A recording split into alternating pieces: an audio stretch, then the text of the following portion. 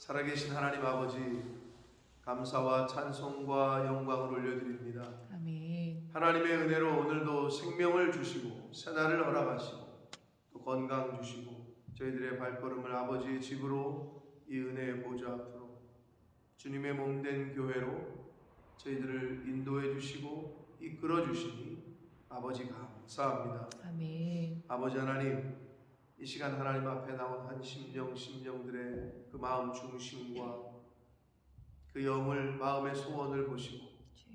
이 시간 성령 하나님께서 임재하셔서 아멘. 각 심령과 각 가정에 꼭 필요한 은혜로 말씀으로 임하여 주옵소서. 아멘. 이 시간 성령 하나님 말씀하여 주옵소서. 저희가 듣겠습니다. 아멘. 예수 그리스도 이름으로 축복하며 기도 올리옵나이다. 아멘. 아멘. 자, 4장 후반부라고 할 수 있는 오늘 6절부터 13절에서는 바벨론 포로에서 이스라엘이 돌아올 것이다. 포로 귀환을 약속을 하십니다. 회복이라고 말할 수 있죠. 하나님의 백성들을 하나님께서 사랑하셔서 바벨론이라는 나라를 들어서 이스라엘 백성들을 한마디로 환난 가운데 두게 하십니다. 구체적으로는 나라가 망하고 많은 사람이 포로로 끌려가고 많은 사람이 죽고 그런 일이 역사 속에서 벌어집니다. 그런데 하나님께서는 심판을 위한 심판이 아니라 회복을 위한 심판, 회복을 위한 징계를 하신 거예요. 이제 그 말씀, 그래서 이제 하나님의 때가 되면, 여기서는 이제 6절의 그날에는 하나님의 때, 그날은 하나님의 때, 즉 신약에 나오는 헬라어로 카이로스, 하나님의 시간, 하나님의 시간이 되는 날에는 이제 회복시킬 거다, 이 말씀을 하십니다. 오늘날 하나님의 백성들에게 제가 주일날에도 말씀드렸습니다만, 예수 믿는다고 다 복을 받는 것이 아니라 예수 믿으면 고난을 당해야 됩니다. 어려움을 당해요. 여러 가지 이유에서 성장시키시기 위해서, 깨닫게 하고 회개하게끔 하시기 위해서 하나님의 사랑하는 자녀들을 징계하시고 환난 가운데 두게 하십니다. 오죽하면 환난을 당하지 않고 징계를 당하지 않는 아들은 사생자다, 참 아들이 아니다 라고까지도 성경은 말씀하고 있다. 그렇기 때문에 고난 중에 있고 환난을 당한다 하더라도 낙심할 필요가 없고, 어리석게 하나님을 원망하거나 교회를 떠나거나 하나님을 떠나는 일을 하면 그만큼 어리석은 게 없다. 누구처럼? 탕자처럼.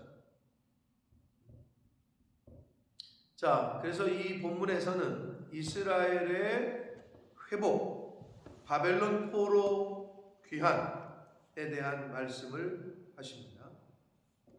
자, 6절 봅니다. 여호와께서 말씀하시되 그날에는 내가 저는 자를 모으며 쫓겨난 자와 내가 환난 받게 한 자를 모아, 7절까지 봅니다. 발을 저는 자는 남은 백성이 되게 하며 멀리 쫓겨났던 자들이 강한 나라가 되게 하고, 나 여호와가 시온산에서 이제부터 영원까지 그들을 다스리리라 하셨나니. 자, 언제요? 시간적으로는 그날이에요. 하나님의 시간. 그 다음에 사건의 주체는 누구예요? 내가 나 여호와가 이렇게 말씀하십니다. 그렇게 하시는 이는 누구요? 바벨론이 아니라는 거예요. 하나님이 그렇게 하신다는 거예요. 그 다음에 저는 자, 쫓겨난 자, 환난 받게 한 자, 발을 저는 자, 멀리 쫓겨났던 자, 이들이 누구예요? 이스라엘 백성들이에요. 이들이 누구예요? 오늘날의 저와 여러분이에요. 하나님의 자녀들이에요. 근데 다 여기서 절다, 다리를 절고 발을 저는 자, 쫓겨난 자, 환난 받게 한 자, 멀리 쫓겨났던 자들, 이런 표현을 쓰고 있습니다. 바벨론 포로를 얘기하고 있고, 그 가운데 어려움을 당해서 완전히 포로가 돼서 질질질 끌려가는, 징계를 받아서, 하나님의 징계를 받아서, 환난을 받아서 완전히 다리를 절고 발을 절고 환난 받고 쫓겨났던 자, 그들이 누구다? 이스라엘 백성들이다. 하나님이 택한 사람들이다 라는 거예요. 교만했기 때문에, 이스라엘이 하나님 앞에서 영적인 간음을 했기 때문에 겸손하지 못하고, 그렇기 때문에 그런 일을 당했단 말이에요. 하나님이 억지로 낮추셔야 돼요. 그러니까 스스로 우리가 겸비하지 않으면, 하나님 앞에서 겸손하지 않으면 하나님이 낮추십니다. 근데 그 낮추실 때 어렵죠. 마음이 힘들고. 여러분, 사업 망하면 마음이 어렵죠. 육체가 고통이 오면 힘들죠. 그런데 어떻게 되느냐? 병이 있잖아요. 높은 데 있다 바닥 나락으로 떨어지잖아요. 한마디로 풀이 죽어요. 기가 죽고. 겸손하지 않을래야 겸손하지 않을 수가 없어요. 하나님이 억지로 그렇게 만드신단 말이에요. 왜? 우리를 사랑하시니까. 구원을 시켜야 되겠으니까. 깨닫게 해야 되겠으니까. 그러나 처음부터 그렇게 하시지 않아요. 여러분 아시는 대로. 북이스라엘 남유다 멸망하기 전에 수많은 선지자를 보냈어요. 돌아오라, 회개해라, 멈춰라. 이대로 가면 너네들 끝장난다. 계속 가르쳐줬어, 알려줬어. 근데 안 들어. 근데 오늘날도 마찬가지예요. 하나님께서 귀를 여시고 마음의 문을 열게 하시지 않으면 아무리 주의 종들이 얘기를 하고 예배 시간에 하나님이 선포를 해도 그게 들어오질 않아요. 이제 그렇게 됐던 거예요, 이 사람들도. 그러니까 결국에는 하나님께서 이제 하나님이 직접 나서신단 말이에요. 그러니까 그렇게 되기 전에 사실은 듣고 매 맞기 전에, 회초리 맞기 전에, 그 전에 말을 들으면 그렇지 않잖아요. 여러분들 자식 키울 때 마찬가지 아니에요? 왜 매를 들어요? 말로 했을 때 안 들을 때 매를 들잖아요. 물론 이제 진짜 사랑의 매냐, 아니면 본인이 내 성질에 못 이겨가지고 내 감정에 못 이겨가지고 컨트롤을 못할 때가 있는데, 우리 하나님은 안 그러시는 거예요. 감정적인 게 아니에요. 말 그대로 사랑하셔서 그렇게 하십니다. 그래서 우리가 잘 알고 있는 대로 마태복음 5장 3절에 보면 심령이 가난해야 복이 있대. 심령이 가난한 자는 복이 있나니 하나님의 나라가 천국이 너희 것이다. 그 사람들 것이다. 그러니까 하나님께서는 어떻게 해요? 심령이 가난하지 않은 자를 가난하게 만드셔야 돼요. 그럼 저와 여러분은 교회를 다니면서 신앙생활을 한다는 건 뭐냐? 우리의 심령을 가난하게 해야 돼요. 그게 다른 말로 말하면 겸손이고, 다른 말로 말하면 온유한 거고. 교만한 자는 가난하지 않아요. 말 그대로 교만과 가난과 겸손과는 반대되는 개념이에요. 그래서 하나님께서 교만한 자는 듣지 않으면 징계를 하십니다. 우리는 이걸 늘 명심해야 돼요. 그래서 성경 속에서 구약에서 가르쳐주는 거는 그거를 계속해서 보여주고 있는 거예요. 듣고 순종하면 거기까지 가지 않는다고. 요나가 첫 번째 하나님의 말씀이 임했을 때 내 인간적으로는 가기 싫어. 니느웨 망했으면 좋겠는데, 저것들 혼났으면 좋겠는데, 그게 내 감정이야. 근데 하나님의 말씀은 니느웨로 가서 회개의 복음을 선포하래. 그럼 그때 순종했으면 풍랑, 바다, 물고기 뱃속 이런 거 경험하지 않아도 되죠. 근데 그거를 통과하고 나서, 꼭 겪고 나서야 다시 하나님의 말씀에 순종한다. 그런 거예요. 예를 들면 근데 인간이 참 어리석은 거죠. 근데 성경을 통해서 그런 걸 계속 교훈하시고 알게 하시는 거예요. 깨닫게 하시고. 그러니까 미리 먼저 순종하는 것이 가장 빠른 길이다.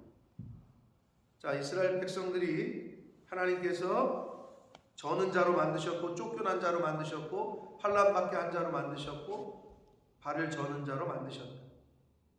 왜? 심령을 가난하게 하시려고.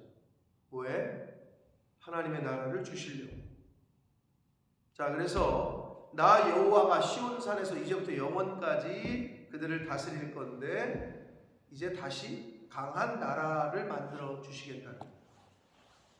근데 여기서도 남은 백성이라는 표현이 나와요. 전체가 아닙니다, 여러분. 전체가 아니야. 남은 백성이라는 표현이 계속 나와요. 이스라엘 백성들 중에 남은 백성. 그런 말이 있죠. 강한 자가 승리하는 것이 아니라 끝까지 살아남은 자가 승리하는 거다. 끝까지 포기하지 않고 남은 자가 승리한다. 이런 말이 있어요. 어떻게 보면 지극히 성경적이에요. 이 렘넌트 사상은 구약에서 계속 하시는 말씀이에요. 선민들 중에서도 남은 자가 있고 그렇지 못한 자가 있다. 이걸 어떻게 얘기하느냐? 출애굽 당시에 이스라엘 민족이라면 전부 구원을 받았죠. 구출이 됐잖아요. 출애굽. 신학적으로 어떻게 보면 거기서 출애굽한 이스라엘 백성들 전체를 그때를 중생이라고 보면 거듭남. 근데 그 전체가 가나안 땅 들어갔어요? 한마디로 천국에 들어갔어요? 못 들어갔죠. 거듭났더라도 또 회개하고 하나님의 사람으로 살지 못하고 세상으로 가고 하나님 말씀에 불순종하고 그런 사람들이 있다는 거죠. 출애굽한 이스라엘 민족들 중에 하나님을 배신하고 하나님에게 삿대질하고 모세에게 삿대질하고 뭐 돌아가겠다 그러고 그러니까 어떻게 했어? 1세대는 다 죽잖아. 광야에서 난 자녀들 2세대가 가나안 땅에 들어가죠. 자, 그게 뭘 교훈하고 있냐는 거죠. 구원은 다 받았어. 이쪽에서 출애굽 애굽에서 나왔단 말이야. 그 무리들 중에 죽은 사람이 있고 들어간 사람이 있다는 거죠. 그럼 예수를 믿고 구원을 받았다고 얘기를 하는데 그러면 우리가 성화의 과정을 거쳐가고 그 구원을 이루어가는 측면에서 우리가 해석을 한다면 두렵고 떨리는 마음으로 너희 구원을 이루라 하시는 말씀이 더 와닿게 되는 거예요.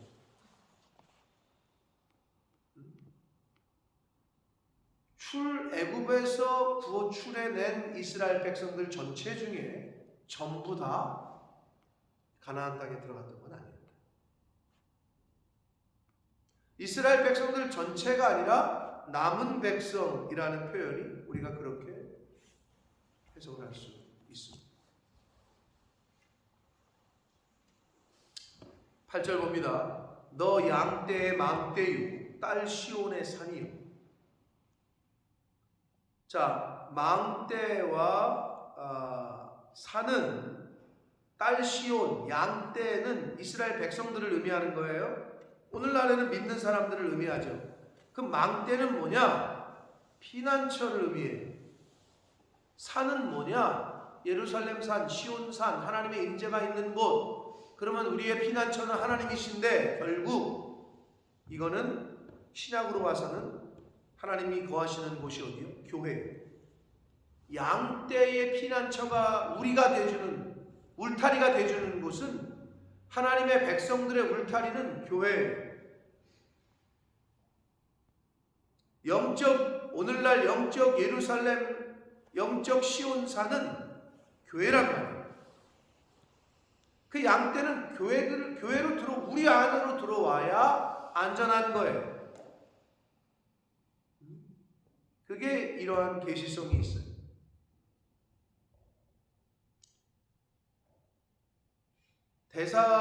어느 나라건 간에 대사관은 치외 법권 지역이라 그러죠. 영국 땅에 있는 주영 한국 대사관은 영국 땅에 있지만 그 대사관의 울타리는 치외 법권, 영국의 법이 침략을 못해. 거기는 한국이야. 그러니까 글로 담을 넘어 들어가는 거야. 중국에 있는 한국 대사관, 중국에 있는 미국 대사관으로 들어가기만 하면 중국 사람들이 잡아가지 못해. 거기는 미국, 한국의 법을 따르고 있기 때문에 중국 경찰이 와서 못 잡아가. 그러니까 자꾸 대사관으로 담을 넘는 거 아니에요? 똑같아. 교회는 오늘날 믿는 이들의 피난처요, 망대요, 시온산이다. 아멘. 이전 권능. 이스라엘의 여기서 말하는 이전 권능은 첫 번째 의미는 다윗 왕조, 하나님이 가장 부흥하게 하셨던. 두 번째로는 메시아를 통해 이루어질 나라, 이렇게 해석을 할 수가 있다. 그 권능, 곧 딸 예루살렘의 나라가 내게로 돌아올 것이다. 회복될 것이라는 거예요. 예루살렘에 사는 이스라엘 백성들, 즉 하나님의 보호를 받고 하나님의 통치 아래 거하는 백성들이 다시 될 거다. 바벨론 포로 귀환을 상징합니다. 9절, 이제 내가 어찌하여 부르짖느냐. 너희 중에 왕이 없어졌고 내 모사가 죽었으므로 내가 해산하는 여인처럼 고통함이냐. 10절까지 봅니다. 딸 시온이여, 해산하는 여인처럼 힘들여 낳을지어다. 즉 해산하는 여인이 아기를 출산할 때 얼마나 큰 고통이 있어요? 그 고통당하는 것처럼 너희들이 고통을 당할 것이라는 거예요. 뭘 의미하냐? 이스라엘의 멸망과 포로 생활을 상징해요. 너희들이 그런 해산하는 고통과 같은 고통의 과정을 거쳐서 다시 회복할 거라는 거예요. 그게 바로 바벨론 포로예요. 예루살렘의 멸망이에요. 그것을 해산하는 여인의 고통에 비유를 하고 있어요. 여러분, 나라가 멸망하면 우리는 그런 때를 못 살아봤지만 우리 할아버지 때들은, 증조 할아버지 때는 나라 없이 살아봤잖아요. 그 나라를 빼앗긴 고아죠, 고아. 부모 없는, 나라 없는 백성은 고아인 거예요. 그것처럼 해산하는 여인의 고통에 비유를 했단 말이에요. 고통이 크다는 거예요. 자, 그래서 이제 내가 성읍에서 나가서 들에 거주하며 바벨론까지 이르러, 바벨론의 포로로 끌려간다는 거죠. 이제 집도 절도 없어. 들에 그냥 광야에 그냥 사는다는 거죠. 그만큼 고통을 당한다는 거고. 근데 여기서 제가 밑줄을 긋고 한참 생각을 했는데, 바벨론까지 이르러 거기서 구원을 얻으리니, 이 거기서라는 단어가 어디서 구원을 얻어? 거기서, 바벨론에서. 여호와께서 거기서 너를 내 원수들의 손에서 속량하여 내신다. 문자적으로는 거기는 바벨론이죠. 근데 여러분, 그러면 생각해 보세요. 아니, 구원을 시키시려면 바벨론 쳐들어왔을 때 막아주시든지 구원을 시켜주시지. 왜 포로 생활 다 하고, 왜 다 나라 망하고 힘들어 그런 고생을, 생고생을 하고 그때서야 구원을 시키시냐? 그게 하나님의 플랜이라는 거예요. 그러니까 바벨론이 쳐들어와서 걔네들이 머리가 좋아서 힘이 세서가 아니라 하나님이 바벨론을 도구로 쓰신 것뿐이야.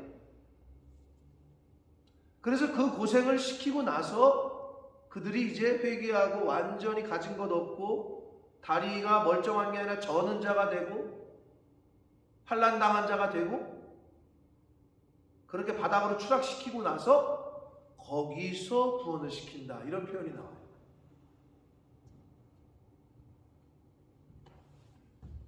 시편의 기자가 뭐라 그랬죠? 환난당하는 것이 내게 유익이다. 그럼 나에게 왜 환난을 주시지? 왜 어려움을 주시지? 궁극적으로는 나를 구원시키시기 위함이야. 여기 말씀하시는 것처럼. 그리고 어떻게? 나를 연단하시기 위함이고. 그래서 바울 사도는 환난은 인내를, 인내는 연단을, 연단은 소망을 이룬다. 일맥상통한 관점이죠. 그리고 운동선수들에게 왜 감독이 자꾸 어렵게 훈련을 시켜요? 힘들어 죽겠는데? 왜? 더 잘 뛰게 해서 이기게 하려고, 게임에서. 왜 나에게 이렇게 어려움을 주시지, 하나님이? 불평할 문제예요? 아니지. 하나님, 나 이걸 통해서 또 뭐를 만들어가기를 원하시나? 나를 얼마나 업그레이드 시키시려고 그러나? 이렇게 바라봐야 되는데, 하나님, 나 이런 어려움을 주시면 싫어요. 나 왜 이런 시험을 주세요? 나 이런 고난을 왜 주세요? 자꾸 이렇게 바라본다는 거죠. 그렇게 바라볼 일이 아니라니까. 바울 사도는 그걸 뭐라 그랬어요? 어디에 은혜가 넘친대요? 뭐가 있는 곳에 은혜가 넘친대요? 죄가 있는 곳에 은혜가 넘친다고 그러잖아요. 그 말이 그런 의미예요. 환난을 당해야 하나님의 은혜를, 기적을, 건지심을 경험하는 거예요. 그러면 환난이 저와 여러분에게 나쁜 거예요? 좋은 거예요? 그런 믿음의 눈으로 바라봐야 된다는 거죠. 그런 믿음의 눈을 가지고 계셨던 분들이 요셉 같은 어른이고, 다니엘 같은 어른이고, 다윗 같은 분이고,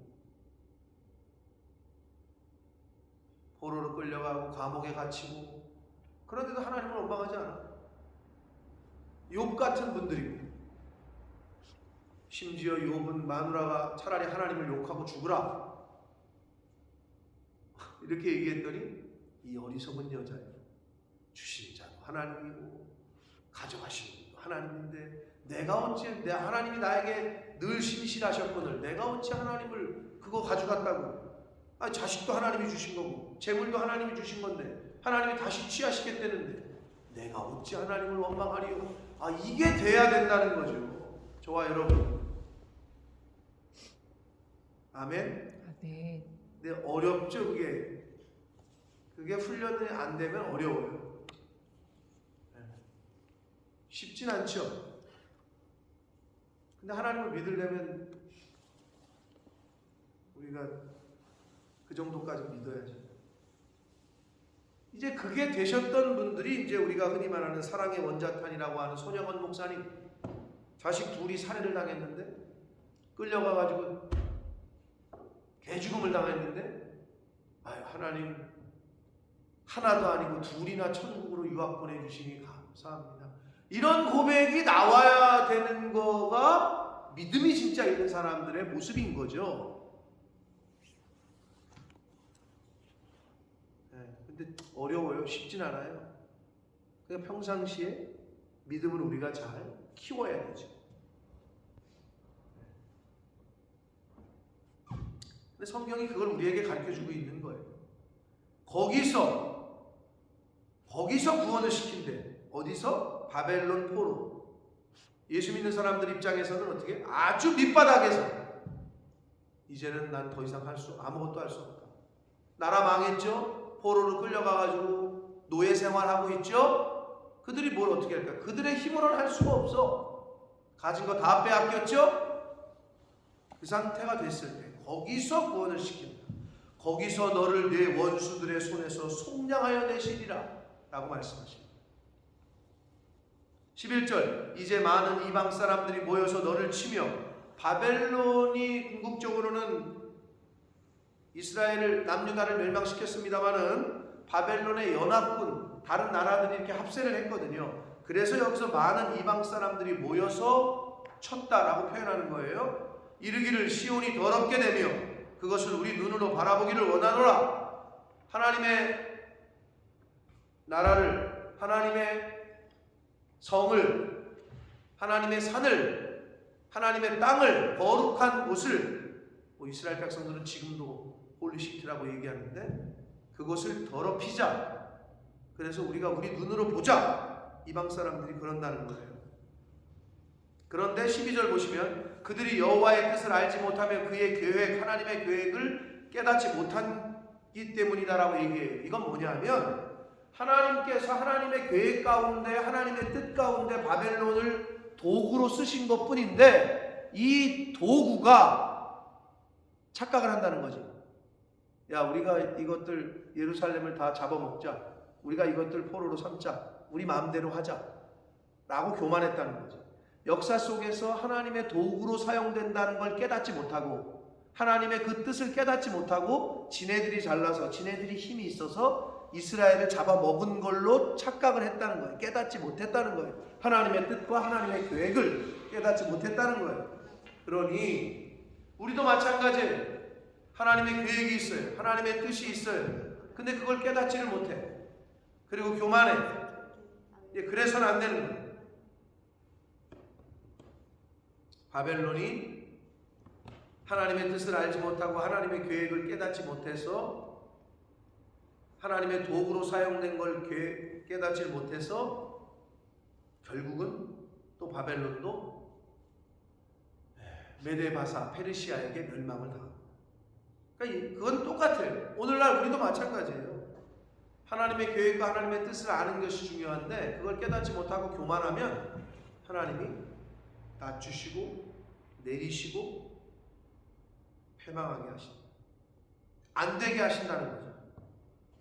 자, 여호와께서 곡식단을 타작 마당에 모음같이 그들을 모으셨다. 이스라엘 백성을 말하는 겁니다. 알곡과 쭉정이를 구별하기 위해서. 학생들이 왜 시험을 봐요? 학교에서 왜 시험을 내줘요? 평상시에 공부를 잘하고 준비한 사람들을 구별하기 위해서. 알곡과 쭉정이를 구별하기 위해서. 그러니까 예수 믿는 사람들에게 왜 연단이 와요? 왜 환난이 와요? 아니, 그래야 믿음이 있는지 없는지를 구별할 거 아니에요. 평상시에는 믿음이 있는 거 없는 거를 보기가 어려워요. 평안할 때는. 얼마나 훈련을 열심히 했는지는 경기를 해봐야 합니다. 얼마나 훈련을 열심히 한 군인인지는 전쟁을 해봐야 합니다.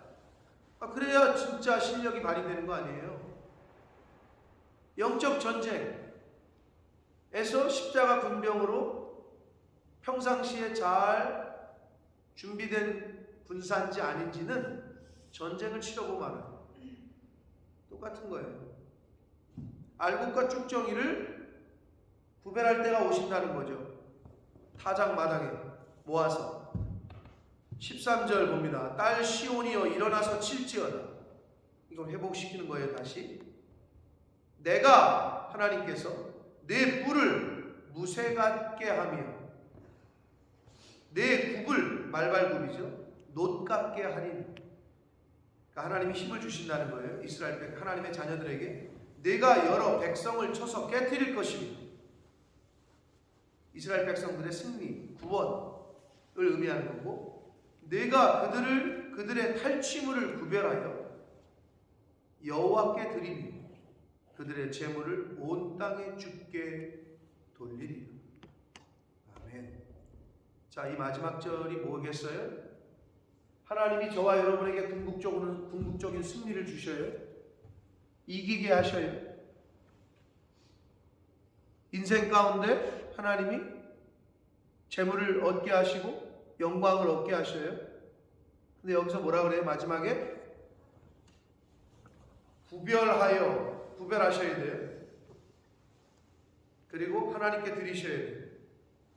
그들의 재물을, 이 세상 악한 사람들의 재물을 온 땅에 주께 돌립니다.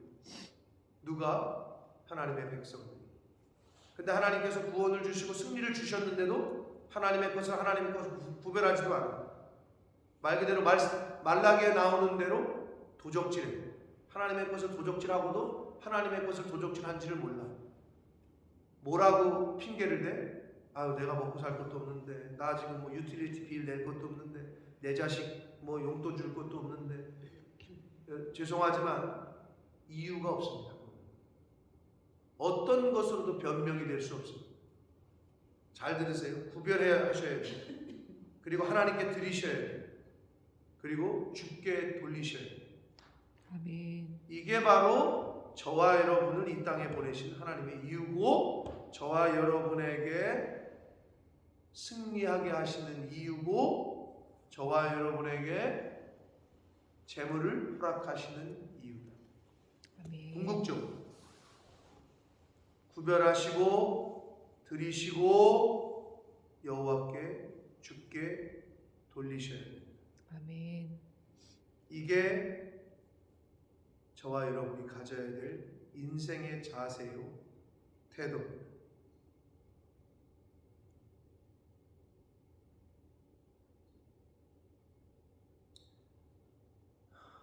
그렇게 하셔야 하나님의 구원 안에, 하나님의 은혜 안에, 하나님의 울타리, 망대 안에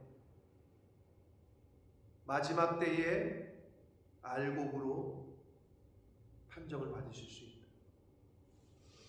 알곡과 쭉정이를 구별하신다고 했으니까 예수님께서 추수 때에 거두어서 알곡은 볶아내, 쭉정이는 불에 태우면 된다. 심판을 분명히 말씀하셨잖아요. 사랑하는 성도 여러분, 히브리서에 있는 말씀대로 사람은 한 번 죽는 것은 모두에게 정해졌습니다. 우리는 언젠간 죽습니다. 그러나 죽음이 마지막이 아니에요. 성경의 말씀 언약하신 대로 우리는 생명의 부활로 다시 부활할 줄 믿습니다. 아멘. 아멘이 안 되시나 보네요. 이 귀한 나만 부활해야 되겠다. 자꾸 이런 생각이 들어요. 여러분, 우린 다 죽어요. 그런데 죽음이 끝이 아니고 하나님이 우리를 부활시켜 주시겠다고 약속하셨습니다. 아멘. 아멘? 아멘. 그걸 믿으셔요? 그걸 믿으셔야 돼요. 그래야 이 세상을 사는 게 두렵지도 않고 연연하지 않고, 그게 없다면 왜 이러고 살아요 우리가? 노세 젊어서 노세 신나게 놀아야지. 그 약속의 말씀을 믿고 우리가 사는 거예요.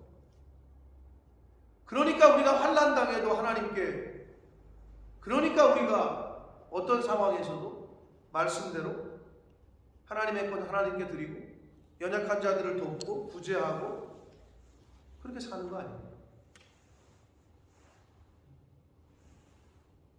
그런 자세로, 그런 믿음을 가지고 저와 여러분이 하루하루를 살아갈 때 바로 그분의 삶이 복되고 기쁘고 감사가 넘치는 삶을 살게 되실 줄 믿습니다. 아멘.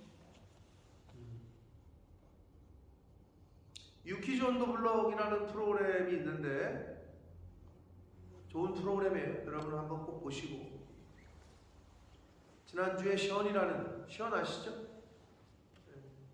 김근주 집사님도 아시죠? 션 모르세요? 션 몰라요? 가수 션, 정혜영하고 결혼한 그 션, 뭐 다 아시는 대로 아주 독실한 크리스찬이고 지금까지 50억이 넘는 기부를 했다는데 참 멋진 인생을 살더라고요. 다른 연예인하고는 달라. 매일 감사하며 왜 이렇게 또 달리기를 좋아해가지고 8.15 때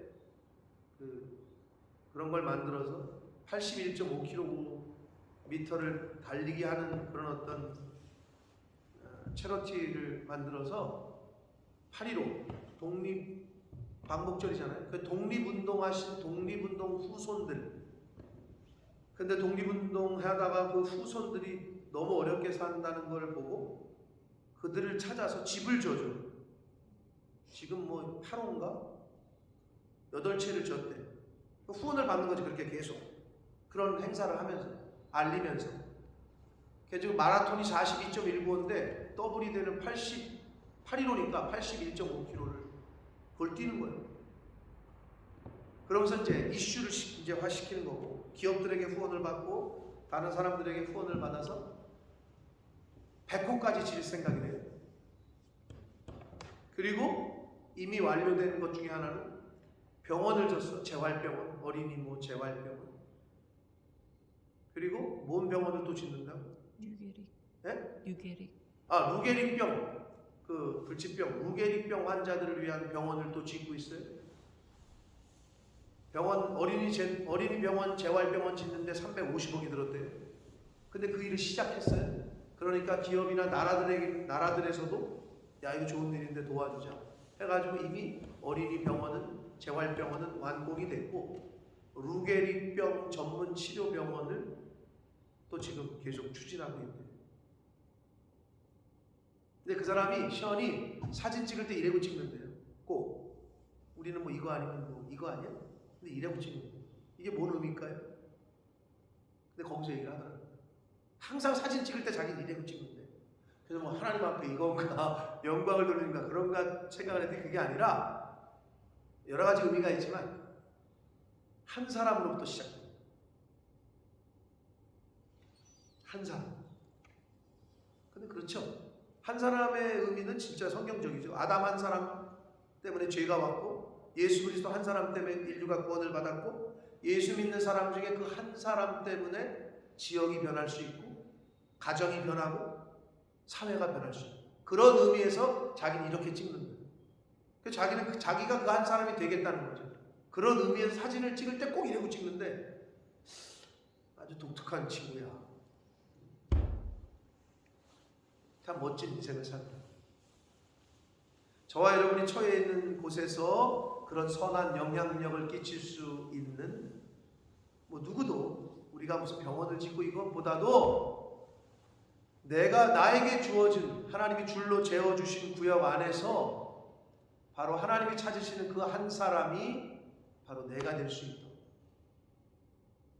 그렇게 인생을 사시는 오늘이 되시고 저와 여러분이 되시길 예수 그리스도 이름으로 축복합니다. 아멘. 살아계신 하나님 아버지 감사와 찬송과 영광을 올려드립니다.